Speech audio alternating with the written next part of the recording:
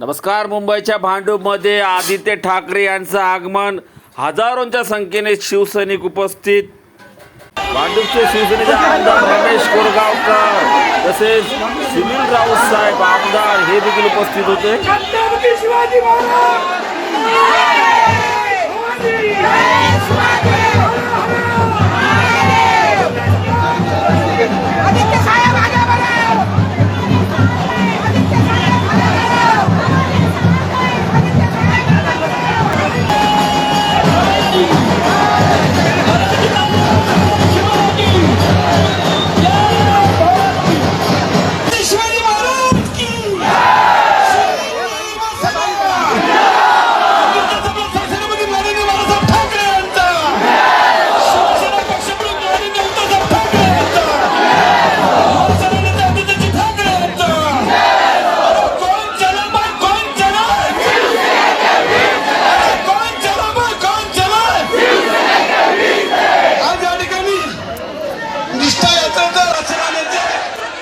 शिवसेना नेते सन्माननीय आदित्य ठाकरे या ठिकाणी उपस्थित झालेले आहे. मी जास्त न घेता आदित्य साहेबांना बोलू इच्छितो. साहेब किती गेलं किती आणलं माहिती नाही, धनुष्यातून बाण गेले असतील परंतु धनुष्य बाण उद्धव साहेबांकडे आहे.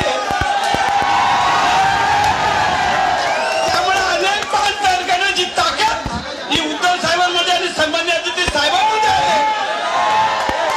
आजचा वेळ आपण या ठिकाणी सन्मान्य अतिथी ठाकरे या ठिकाणी आपल्याला संबोधतील. छत्रपती शिवाजी महाराज की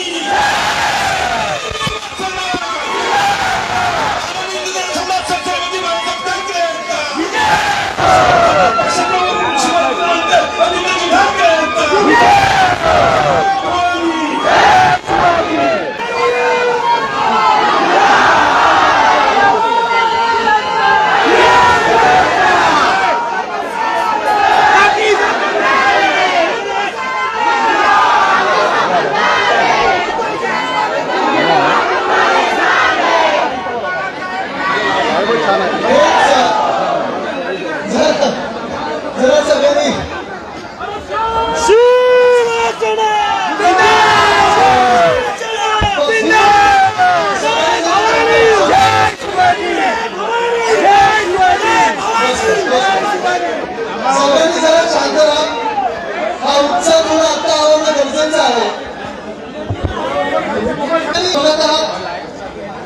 हा जो उत्साह आहे, हे सगळं प्रेम जे आहे तुमचे आशीर्वाद आहेत. हेच प्रेम घ्यायला, हेच आशीर्वाद घ्यायला हेच आपल्याकडे आलेलं आहे. गेले 1.5-2 महिने मी बघत आहे. साधारणपणे कदाचित उद्या बरोबर 1 महिना होईल. 20 जूनला जी गद्दारी सुरू झाली त्याला उद्या 1 महिना होणार. आमदार फोडण्याचा प्रयत्न होत आहे, खासदार फोडण्याचा प्रयत्न होत आहे. दुःख कुठेही मला वाटत नाही, राग नक्की येतो की ही जी गद्दारी झालेली आहे. जरा फोन खालती आणि बाकीचे शांत राहा, आवाज येतो माझ्या सगळीकडे. ही जी गद्दारी झालेली आहे ती नुसतं उद्धव साहेबांसोबत नाही, नुसतं माझ्यासोबत नाही, नुसतं शिवसेनेसोबत नाही, तर महाराष्ट्राच्या सोबत गद्दारी झालेली. जरा आपण सकाळचे पेपर बघितले, बातम्या बघितल्या, तर बातम्या काय आहेत? एका बाजूला हे जे काही राजकीय नाट्य चालू आहे, सर्कसही सुरू आहे की आज मी हा बनलो, आज मी तो बनलो, आज मी असं झालं, आज मी तसं झालं, तुला हे नेमलं, तुला ते नेमलं, हे सगळं नाट्य सुरू आहे. पण दुसऱ्या बाजूला जर आपण बघाल तर अनेक ठिकाणी महाराष्ट्रात अतिवृष्टी झालेली आहे. काल परवाकडे एक एसटी कोसळली होती, कुठे कुठे पूर आलेला आहे. रामटेक वगैरे जिथे मी मागच्या महिन्यात जाऊन आलो, तिथे ऍशपॉन्ड निर्माण झालेलं आहे, ते सगळं लोकांच्या घरी चाललेलं आहे. पण हे सगळं होत असताना देखील महाराष्ट्र जर बघितला, महाराष्ट्राचे आजचे जे तात्पुरते राज्यकर्ते आहेत, तात्पुरतं मी ह्यासाठी म्हणतोय कारण हे नाट्य खाली पडणार आणि ते पाडणार म्हणजे आपण पाडणारच.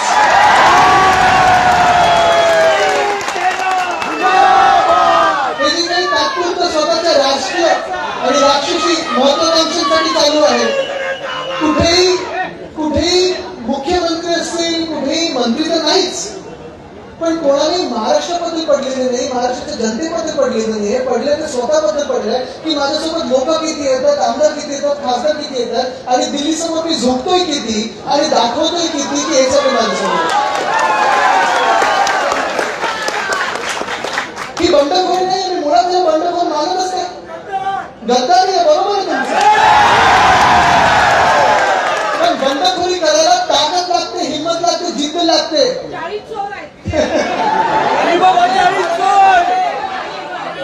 आता हे तुम्हाला सगळ्यांना माहिती आहे, मला अखंड महाराष्ट्राला माहिती की जे काही झालं ते चुकीचं झालं. पण ही जी गद्दारी झालेली आहे, बंडखोरी, जसं मी सांगितलं, जर खरोखर बंडखोर असते तर हे महाराष्ट्रात राहून यांनी बंडखोरी केली असती. जर मला त्याच्या चांगलं असतं, महाराष्ट्राबद्दल चांगलं असतं, शिवसेनेबद्दल चांगलं असतं, भलं असतं, तर महाराष्ट्रातून पळून गेले नसते. पळाले कुठे? तिथून तुम्ही विचार करा. आता पण ज्या कुर्ल्यातून मी इथे आलो, मला आठवतं एक 1.5 आठवड्यापूर्वी कुर्ल्यात एक इमारत पडली होती आणि त्यावेळी आपलं सरकार होतं, त्यावेळी देखील मी मंत्री होतो, पालकमंत्री होतो. आणि रात्री 2 वाजता जेव्हा मला बातमीची घटना जी घडली त्याची बातमी आली, रात्री 2 वाजता मी हे सगळं नाट्य सुरू असताना, दिवस रात्र आपल्याला माहिती आहे सगळं जो काही एक ताण तणाव असतो तो असतोच आपल्याला की आपले किती कोण फोटो देत आहेत, काय चाललंय, आरोप प्रत्यारोप सुरू आहेत. तरी देखील 2 वाजता मी तिथे हजर होतो. तिकडचे जे स्थानिक आमदार होते आपले, मला लाज वाटते एक गोष्ट सांगायला, कारण त्यांना एकत्र शिवसैनिक समजत होतो, ते गुवाहाटीत होते, मजा मारत होते.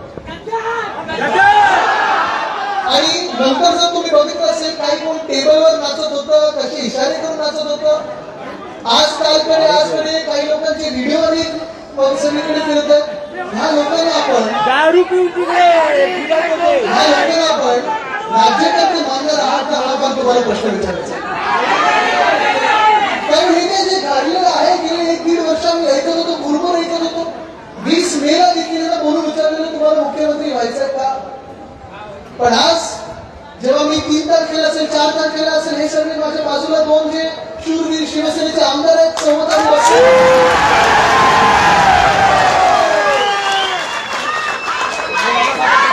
आम्ही विधानभवनात जेव्हा बसलेलो, आम्हाला वेगळे ब्लॉक केलेले, शिवसेना असेल, काँग्रेस असेल, राष्ट्रवादी असेल, तात्पुरतं आम्हाला विरोधी पक्षात बसवलेलं. पण आम्हाला माहिती आहे की नुसतं महाराष्ट्रात नाही, नुसतं देशात नाही, तर ज्यांनी महाराष्ट्राचं काम बघितलेलं आहे त्यांच्या मनावर राज्य करणारा हे उद्धव ठाकरे साहेबच आहे.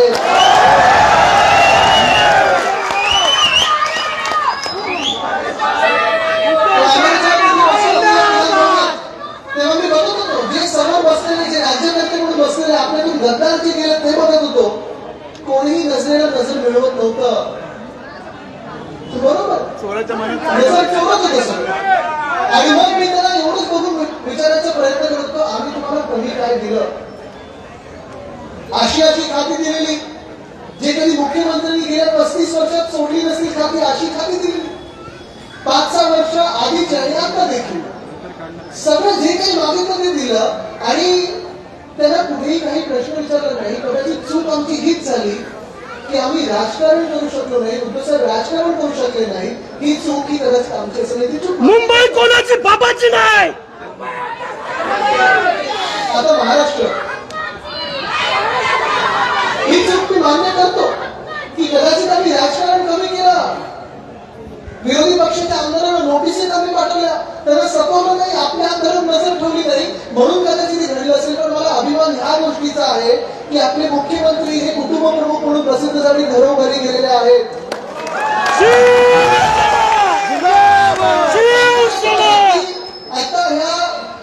आताच्या काळात मे मध्ये जेव्हा डॅमॉसला गेलेलो, माझ्यासोबत सुभाष देसाई साहेब होते, नितीन राऊत साहेब होते, मी देखील होतो. आणि आम्ही जेव्हा तिथे गेलो, प्रत्येकाने मला विचारलं तुमचं धारावी मॉडेल काय आहे, मुंबई मॉडेल काय आहे कोविडशी लढण्याचं. आम्ही काही स्वतःसाठी गेलो नव्हतो, पण अभिमानाने तुम्हाला सांगू शकतो की महाराष्ट्रासाठी 80,000 कोटीची इन्व्हेस्टमेंट आपण महाराष्ट्रात गुंतवणूक आणण्याचा प्रयत्न केला आणि ती आणली आपण. गेल्या 2.5 वर्षामध्ये 6.5 लाख कोटीची गुंतवणूक आणली. तेवढे नोकऱ्या आणू शकलो. म्हणजे कोविडच्या काळात जिथे कुठे नोकऱ्या उपलब्ध होत नव्हत्या, गुंतवणूक येत नव्हती, ते आपण करून दाखवलं आणि म्हणून कदाचित त्यांच्या पोटात दुखलं, हे यांचं दुखणं असेल. आतापर्यंत असं व्हायचं की हिंदू नेता बाळासाहेब ठाकरे असतील, स्वतः पक्षप्रमुख असतील, हे दोघेही कधी विधान भवनात गेले नाहीत, मंत्रालयात गेले नाहीत, म्हणून यांची जी काही चोरी चालायची ती आम्हाला दिसायची नाही, ती आता दिसायला लागली म्हणून यांच्या पोटात दुखायला लागलं असेल. त्याचं चुकलं काय, वाईट काय केलं? जी काही मंत्रिपद आली, जी काही पदं आली ती त्यांच्या वाटेला दिली, त्यांना सगळं दिलं. खरं तर असंच झालं की जी काही आता मी मंत्रिपद त्यावेळी बघत होतो आणि शिवसेनेची ओळख आहे आणि तरी राहणार की सामान्य माणसाला असामान्य ताकद देण्याची जी आपली जिद्द आहे, आपली जी ताकद आहे, कुवत आहे, ती तशीच राहणार, ती आपण कायम ठेवणार. पण दुःख या गोष्टीचं होतं की तुमच्या दडपण असतील, मला समजू शकतं, अनेक दडपण असू शकतात. कोणाचे काही व्हिडिओज असतील, कोणाची काही वेगळी कारणं असतील, कोणाच्या काही फाईली असतील, हे तुम्हाला सगळं माहिती आहे. चोरी तुम्ही करायची, अपचार तुम्हाला होणार, भोगायला कोणाला लागणार? महाराष्ट्र आणि शिवसेनेला. हे काही बरोबर नाहीये. पण तुमच्यावर दडपण असतील की समजू शकतो तुम्हाला पलीकडे खेचलं जात असेल, जायचं असेल, आनंदाने जा, काही त्याच्यात आम्हाला त्रास नाहीये. अजूनही तुम्हाला सांगतो, माझ्या मनात असेल, उद्धव साहेबांच्या मनात असेल, आमच्यावरती टीका करणाऱ्या संजय राऊत साहेबांना सांगितलं जातं, अनिल पवार साहेबांना सांगितलं जातं, अनिल देसाई साहेबांना सांगितलं जातं, कधी सुनील राऊत साहेबांवर बोललं जाईल, कधी तुमच्यावर बोललं जाईल, कोणावरही आमच्या इथे जे उभे आहोत आम्ही शिवसेना म्हणून, आणि हे सगळे जे शिवसैनिक आहेत तुमच्या मनामध्ये कोणाबद्दल पाहत आहे? जे गेले त्यांना जाऊ द्या, आनंदात जा. मी त्यांना एकच गोष्ट सांगतो, एकच गोष्ट सांगतो मी, ज्यांना परत यायचंय त्यांच्यासाठी दरवाजे खुले. तर मला माहिती काही लोकांना पळवून गेलेले, पण हे पळून गेलेले आहेत, जे युद्धभूमी सोडून पळून गेले, तर एकच सांगतो, थोडी जरी लाज उरली असेल, हिंमत उरली असेल, आमदारकीचा राजीनामा द्या, निवडणुकीला सामोरे या. जे काही जनता ठरवेल ते आम्हाला मान्य असेल, बरोबर ना? तयार? त्याला बोलतात हिंमत, त्याला बोलतात बंड. जर बंड करायचा असता तर राजीनामा घेऊन समोर आले असते. आज पण काहीतरी 12-14 खासदार पळून गेलेले आहेत, 12. पण तरी देखील तुम्हाला सांगतो, या 12च्या 12नी राजीनामे आज दिले, उद्या यांना पाडण्याची तयारी आपण सुरू केली आहे. जनता आपल्या सोबत आहे, जनता आपल्या सोबत आहे, जनतेचं प्रेम आपल्या सोबत आहे. अजूनही देखील मी कुठेही जातो, माझी गाडीची काच खातीच असते आणि लोक मला समोरून सांगतात की साहेब आम्ही तुमच्या सोबत आहोत. आणि प्रत्येक लोक म्हणजे कुठेच्या भाषेचा, धर्माचा, जातीचा कुठेही वादविवाद न करता सगळ्यांनी सांगतात की उद्धव ठाकरेंसारखा मुख्यमंत्री जो होता तो महाराष्ट्रासाठी चांगला होता आणि म्हणून आम्ही तुमच्या सोबत आहोत. या मुंबईत देखील दुःख मला ह्याच गोष्टीचं होतं की मुंबईचा विकास जो आपण करत होतो, मुंबईला पुढे नेण्याचा प्रयत्न जो करत होतो, आज प्रत्येक नगरसेवक जरी माझे झाले असतील, पुन्हा एकदा जेव्हा नगरसेवक होतील आणि आता पण तुम्ही त्याला विचारा की कधीही आधी असं मुंबईवर ट्रेन दाखवणारं सरकार होतं का? मुंबईत साधारणपणे 16 यंत्रणा आहेत.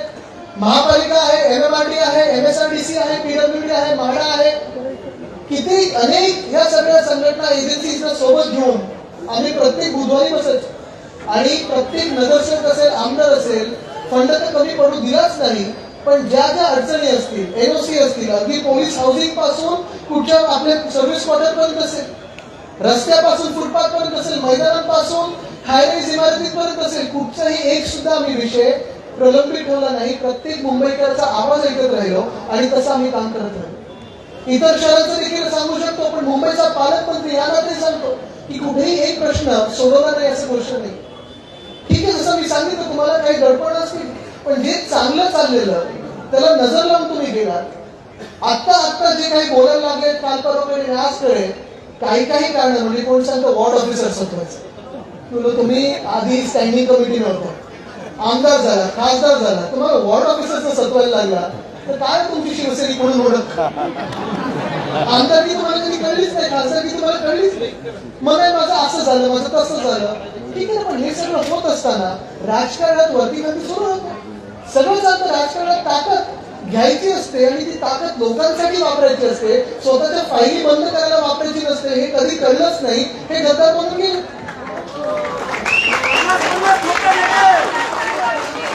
पण हे सगळं सुरू असताना तुम्ही विचार करा, ज्या माणसाने, ज्या पक्षप्रमुखाने, ज्या कुटुंब प्रमुखाने, ज्या मुख्यमंत्र्यांनी तुम्हाला तिकीट दिली, अगदी नगरसेवकापासून खासदारापर्यंत नेलं, मंत्रिपद काही लोकांना, म्हणजे अनेक लोकांना मंत्रिपद दिली, महामंडळ दिली. कधी या माणसाला धोका द्यायचा? एकतर अशा माणसाला धोका देणं हेच पटतच नाही मला. म्हणजे हे कुठच्या हिंदुत्वात बसतं की ज्यांनी आपल्याला घडवलं त्याच्या पाठीत खंजीर खुपसायचा आणि मग परत जे काही ते खोटं बोलत राहायचं. हे तरी कधी माझ्या आजोबांनी हिंदुत्व असं मला तरी शिकवलं नाही. मला माझ्या आजोबांनी एक सांगितलं, जे त्यांना त्यांच्या वडिलांनी सांगितलं, जे माझ्या वडिलांपर्यंत आलं आणि मला पण सांगितलं, की पैसा येतो जातो, सत्ता येते जाते पुन्हा येते, पण नाव गेलं तर ते परत कधी येत नाही. ते नाव जपायला होती.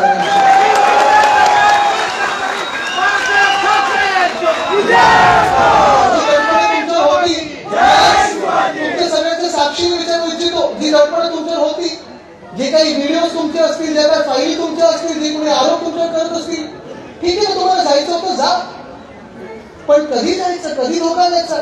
तुम्ही येऊन सांगू शकलं असतं की माझं हे दडपण आहे साहेब, मी राजीनामा देतो, राजकारणातून बाजूला होतो, पण तुम्हाला त्रास देणार नाही. पण जमवाजमवानी कधी आमदारांची सुरू केली? दिवाळीच्या आसपास. तुम्ही विचार करा, मी जे सांगते थोडा विचार करा. दिवाळीच्या आसपास ज्या मिनिटाला आपले मुख्यमंत्री, आपले कुटुंबप्रमुख, आपले पक्षप्रमुख, त्यांच्यावर एक नाही तर 2 ऑपरेशन झाले. त्या आठवड्यात 2 ऑपरेशन झाले. तुम्ही म्हणजे विचार करा, माणसाने ऑपरेशन थिएटरमध्ये जायचं किती दडपण असतं. एक तर मणक्याचं ऑपरेशन झालं, ह्याच्यानंतर कळायला लागलं की राजकारणात देखील मणका असतो, रीड कॅपी होती, हे आता कळायला लागलं आपल्याला. कारण हे लोक जे गेले कधी म्हणतात काय स्वतःच काहीच माहिती नाही. पण ज्या मिनिटाला उद्धव साहेबांचे 2 ऑपरेशन झाले, त्यानंतर पुढचे बरोबर जे काही आरोप करतात की उद्धव साहेब भेटत नव्हते, सत्य गोष्ट आहे. कारण ते भेटू शकत नव्हते. पुढचे 2 ते 3 महिने ते हॉस्पिटलमध्ये, 1 महिना तर होतेच होते, त्यांना बबलमध्ये राहायला लागलं, ते बेडमधून हलू शकत नव्हते. अशा वेळी यांनी आमदारांची जमवाजमव सुरू केली. अशा वेळी जमवाजमव सुरू केली. कोणाला गाडी देणं सुरू केलं, कोणाला पैसे देणं सुरू केलं, कोणाला काय देणं सुरू केलं, काही वेगळी अपेक्षा दिली असतील, काही अजून प्रवर्तन दिली असतील. पण कधीही करायचं म्हणजे वृत्ती तुम्ही समजून घ्या. ज्या मिनिटाला आपल्या ज्या माणसाने घडवलं, इथपर्यंत आणलं, तो माणूस जेव्हा हॉस्पिटलमध्ये असतो, जास्ती हलू शकत नाही, त्या मिनिटाला तुम्ही आमदारांची जमवाजमव सुरू केली, खासदारांची जमवाजमव सुरू केली, पक्षातून फुटायचं कसं हे सुरू केलं. म्हणजे मला तर लाज वाटायला लागेल की ह्यांच्या बाजूला आणि अवतीभोवती आम्ही शिवसैनिक म्हणून ह्या लोकांची सोबत असतो. मुलगा म्हणून मला ह्या वेगळा होता की माझे जेव्हा वडील हॉस्पिटलच्या बेडवर होते, तरी देखील मंत्रिमंडळाच्या बैठका असतील, ते डीसीवर करायचे, व्हॉट्सअपवर कोणी आम्ही आमदारांनी मेसेज केला तरी उत्तर द्यायचे आणि कामं आम्हाला करून द्यायचे. अशी व्यक्ती जेव्हा कोविडच्या काळात देखील आपल्याला सांभाळत होती, स्वतःला जेव्हा हॉस्पिटलमध्ये जायला लागलं, 1 नाही 2 सर्जरी झाल्या, तेव्हा ही आमदारांची जमवाजमव फोडाफोडी सुरू केली. बरं, गद्दारी करायची तर कधी करायची? तर ज्या मिनिटाला ह्या मुख्यमंत्र्याला त्यांनी आपल्या मुंबईला असेल, महाराष्ट्राला असेल, कोविड मधून वाचवलं, ज्या मिनिटाला त्यांना कोविड झाला, तेव्हा ही गद्दारी केली, पक्ष फोडण्याचा प्रयत्न केला. अशा लोकांसोबत तुम्ही उभे राहणार आहात का? जे स्वतःच्या पदासाठी, जे स्वतःच्या राक्षसी महत्वाकांक्षांसाठी, स्वतःला वाचवण्यासाठी ज्या माणसांनी सगळं काही तुम्हाला दिलं, तुमची ओळख तुम्हाला दिली, त्याच्या पाठीत अशा वेळी खंजीर खुपसू शकतात, ते लोकांचे तरी काय होणार? कधी होणार? कसं होणार? आणि हाच माझा आज प्रश्न आहे, या महाराष्ट्राला आहे आणि ह्या सगळ्या तरुण वर्गाला इथे महिला देखील मला अनेक दिसत आहेत, जे आजचं राजकारण तुम्हाला दिसतंय, हे तुम्हाला पटणारं राजकारण आहे का? म्हणजे तुम्ही एकाला मतदान करता, एका चिन्हावर मतदान करता, एका पक्षाला मतदान करता, तो पक्षप्रमुख सगळ्यांची काळजी घेतो, सगळ्यांना पुढे नेत असतो, महाराष्ट्र पुढे नेत असतो, कुठेही काही कोणाचं वाईट होत नाही. त्या माणसाने खंजीर खुपसून पाठीत जेव्हा गद्दारी होते आणि मग सांगितलं जातं आम्हीच शिवसेना, आम्हीच असं, आम्ही कसं. शिवसेनेत तुम्ही असतात किंवा शिवसेना तुमच्या रक्तात असतील तर गद्दारी नाही, हिमतीने तुम्ही येऊन सांगितलं असतं, तुम्ही पक्षप्रमुखांना विश्वासात घेतलं असतं, तुम्ही येऊन बोलला असता. तरी देखील आपलं जे पक्षाचं आहे की आदेश म्हणजे आदेश पाळला असतात आणि महाराष्ट्राला पुढे नेलं असतं. पण आज ही सगळी परिस्थिती महाराष्ट्रावर आल्यानंतर मी सगळीकडे फिरत आहे, तुम्ही देखील फिरत आहात. मला माहिती, सगळे जे मुंबईकर असतील, इतर शहरातले जे नागरिक आहेत, प्रत्येक जिल्ह्यातून मला मेसेज येतात, पत्र येत आहेत, फेसबुकवर, व्हॉट्सअपवर, सोशल मीडियावर, जिथे जिथे जातो हे प्रेम सगळीकडे मला दिसत आहे. आणि हेच प्रेम आपला उद्याचा महाराष्ट्र आणि खरी शिवसेना घडवणार आहे.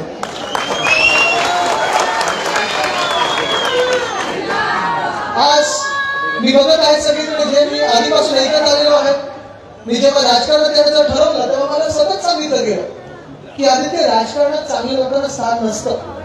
आणि हे जे काही नाट्य आपल्या समोर घडलेलं आहे, जी काही गद्दारी घडलेली आहे, ती एवढंच सिद्ध करायला आलेली आहे की राजकारणात चांगल्या लोकांना स्थान नसतं. पण हे आपण सिद्ध करू द्यायचं नाही. त्यांच्यावर जिंकायचं, मात करून जिंकायचं, पण जिंकायचं आहेच. कारण हा महाराष्ट्र आहे. महाराष्ट्र कधी वाकणार नाही, कधी झुकणार नाही. आणि देशाला नाही तर जगाला दाखवणार आहे की राजकारणात चांगल्या लोकांना स्थान असतं. उद्धव साहेब चांगला माणूस म्हणून कधी त्याच्या पाठीत खंजीर खुपसला जातो, कधी आरोप प्रत्यारोप होतात. कारण इतर काही बोलण्यासारखंच नाही, भ्रष्टाचार बोलण्यासारखं नाही, इतर लफड्यांबद्दल बोलण्यासारखं नाही, काहीच नाही. चांगल्या माणसाला खाली पाडायचं कसं?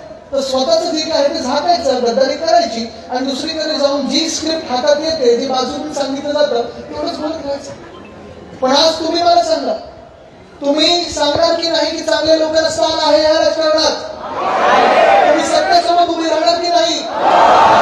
तुमचं जर प्रेम आणि तुमचा आशीर्वाद जर माझ्यासोबत असेल तर सगळ्यांनी जर हात वरती करून ते प्रेम आणि आशीर्वाद द्या. हेच प्रेम आणि हेच आशीर्वाद, हीच ताकद घेऊन पुन्हा एकदा शिवसेना बांधू. धन्यवाद. जय हिंद, जय महाराष्ट्र. याला शाल पुष्पगुच्छ आणि उत्तर पिढीची मूर्ती देऊन त्यांचा सत्कार करावा, त्याच्याकडे स्वीकार करायचा. साहेब, ज्या वेळेला पुन्हा एकदा उद्धव साहेबांना मुख्यमंत्री बनवू त्यावेळेला असा सत्कार या भाजपने उडवली याची शाश्वती आम्ही सर्व हात उंचावून देतोय. पुन्हा एकदा या महाराष्ट्राचे मुख्यमंत्री उद्धव साहेबच होणार.